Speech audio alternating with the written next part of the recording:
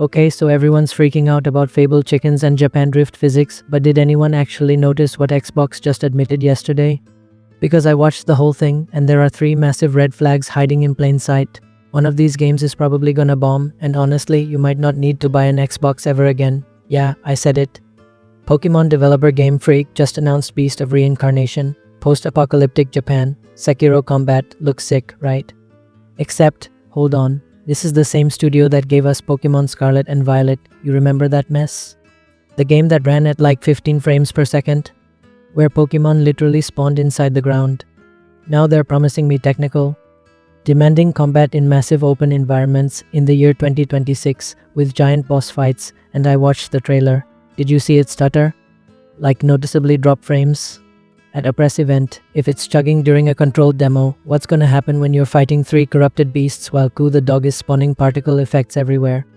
Look, I want this to be good.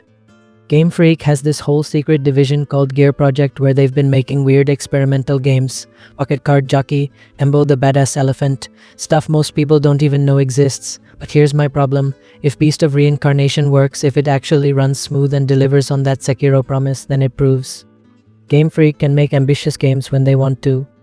Which means Pokemon has been held back by choice, not by the Switch's hardware or whatever excuse they've been using. But if it fails, if this launches and it's another technical disaster, then we finally know for sure that Game Freaky's been riding Pokemon's success for decades and they are just not built for this level of competition. Summer 2026 release date though? That's suspicious. I'm calling it now, this gets delayed, maybe late 2026, probably 2027. Screenshot this and roast me if I'm wrong. Here's what nobody's talking about because they're too busy being hyped every single game shown yesterday. Fable, Forza Horizon 6, Beast of Reincarnation, that weird Pottery game, all of them coming to PlayStation 5. That's not a coincidence. That's not, oh, we're being nice to gamers. That's Microsoft waving the white flag. The numbers are brutal. Forza Horizon 5 sold more copies on PS5 than any previous Forza sold on Xbox. Gears of War showed up on PlayStation and topped the charts. Microsoft literally made more money publishing games on Sony's console last year than on their own hardware. So like, why would you buy an Xbox Series X right now? Genuinely asking, you get all the PlayStation exclusives, Spider-Man, God of War, whatever, plus now you can just buy Fable and Forza on the same console. Literally the only reason to own an Xbox in 2026 is if you are obsessed with Game Pass Day 1 releases. But wait, it gets weirder. This is actually good for us. Bigger player pools means multiplayer games don't die in 3 months. Developers make more money, so budgets go up. Nobody's stuck buying a $500 box just to play with their friends. The console war is over, Microsoft lost, but somehow we won. It's like when your parents get divorced but you end up with 2 Christmases. Alright, time to kill some hype. Everyone keeps saying Playground Games is making Fable, it's gonna be incredible. Based on what exactly? They make really good racing games. That's it, that's their whole resume. Building an open-world RPG is completely different from making cars go fast. You don't look at a sushi chef and say, well, obviously their pizza restaurant will be amazing because they are good with knives. 3 things made me nervous watching that gameplay. 1. They said 100 NPCs with fully voiced dialogue. Cool. So that's either gonna be Skyrim Guard Syndrome, where everyone says 3 lines over and over, or it's a development nightmare that's gonna push this game back 6 months. 2. True open world from the start, go anywhere immediately. Translation, no tutorial, no guided opening. You start the game and just figure it out. Great for people who've played 50 RPGs, terrible for anyone jumping in fresh. 3. Autumn 2026. That's 8 to 11 months away and this was their first deep dive. If this game was polished and ready, it would have gotten a summer date. You know what's wild? The concept art that leaked 2 days ago looked better than the actual gameplay. That dark, grimy Bloodstone City. The smog and atmosphere. That looked like a proper Fable game. But the gameplay showed British humor and giant toads and that same cartoony vibe from the 2020 trailer that made everyone skeptical in the first place. I think Fable launches late 2026. Gets 7 or 8 out of 10 reviews. People complain it doesn't live up to the originals. It does okay on Game Pass. And by 2027 everyone's like, yeah, it was decent, I guess. I hope I'm dead wrong. I want to be wrong. But come on. First RPG from a racing studio. Autumn release window?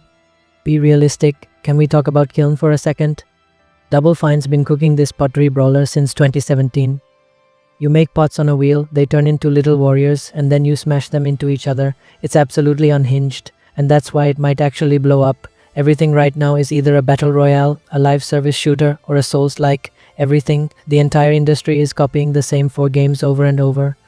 Then Double Fine shows up like What If Pottery but violent. And honestly, that's the kind of weird creative risk we need more of. Plus it's coming out spring 2026, soon, day 1 on Game Pass, cross-platform multiplayer, made by the Psychonauts people. This could be the next Fall Guys, some weird accessible thing that streamers pick up, it goes viral for 3 months, dies down, but keeps a loyal community forever. It won't sell 10 million copies. But it'll make people happy, sometimes that's enough. So what was yesterday really about? Xbox Developer Direct wasn't a game showcase. It was Microsoft saying we're done fighting Sony, we're fighting Netflix now. 3 things you actually need to know. 1. Don't buy an Xbox unless you're hardcore into Game Pass. Everything's going multi-platform anyway. PS5 gives you more exclusives plus all the Xbox stuff eventually. 2.